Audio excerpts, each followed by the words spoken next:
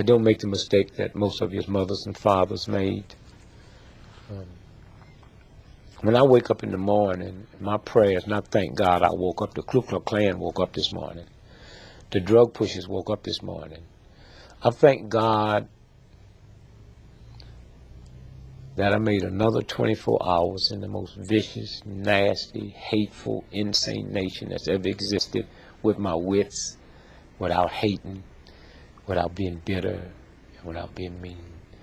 And I thank God that I survived 24 hours in that type of atmosphere, with the type of amusement and friendliness.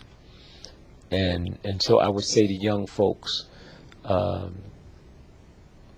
don't be in a state of denial of the racism and sexism, but don't let that block you. Don't teach your children that you have to be twice as good as a white. That's an awful thing to teach your child. Mm-hmm. That's like saying because you're black, white America has a right to change your dollar for 94 cents. But we used to get 50 cents, and before that we used to get nothing. Young folks have to say, we don't want more change for $1. Excuse me, we want a full dollar's change for $1, or this cash register will never ring again. Yes. I would also like for young blacks to understand that about 83% of all employment happen with small businesses. And excuse me, if you don't have a small business, then you have nobody to work for you. And I would say to young blacks, get into entrepreneurship. We will never catch up with white America till we get into business, because there's a thing called tax write-offs. And if you have a job and come together, 10 of you, and open up a corporation and have somebody run it, you hiring somebody to run it, but you have tax write-offs. 98% of people that fly first class on airplanes would not be there if that wasn't a write-off. And yet, on that first class, they gave away last year $800 million, almost $1 billion of free whiskey.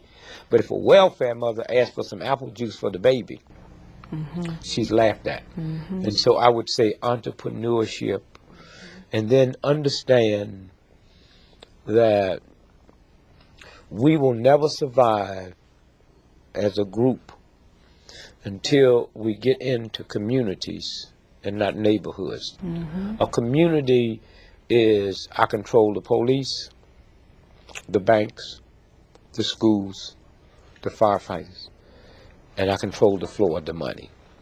And I have no problem when I go in a Jewish neighborhood and the shop owners are Jewish, and I go into an Italian neighborhood and the shop owners are Italian. I have a problem when I come in a black neighborhood and the shop owners is not me. A Korean has a right to come in and buy my shop for $30 million more than it's worth. That's good business. But if we decide that we're not going to do business with that one, then he'll have to sell it back, or she'll have to sell it back to a black person for $1 million. Yes. And then the money circulates, and that's how you change. We've been so busy dealing with the hurt and the pain and the misery and glamorizing a hand few that have made it, that we have never really looked at, like they say, your role model. If you haven't got a role model in your house, you should fall on your knees and pray to God, because something is wrong. Yes. And so I would say to young folks, it's not about alcohol, but it's hard for me to say that to you when a 5-year-old got to reach past mama's beer and papa's wine to get some mayonnaise. I would also say to young folks that the number one drug that will wipe you out is not cocaine, it's not heroin, it's marijuana. And they deliberately make that a recreation drug, but it stays in the muscles, it stays in the blood, and it will wipe out your memory bank. And also, this is the first time in the history of TB that TB has always been known as poor folks.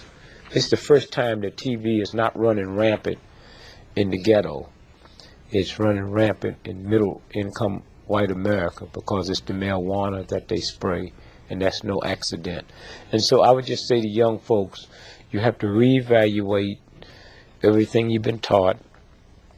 I would say to the black folks that just because a black person is 90 years old don't mean they have wisdom, and you need to listen to them, because if you was dumb and stupid when you was 9, you dumb and stupid when you 90.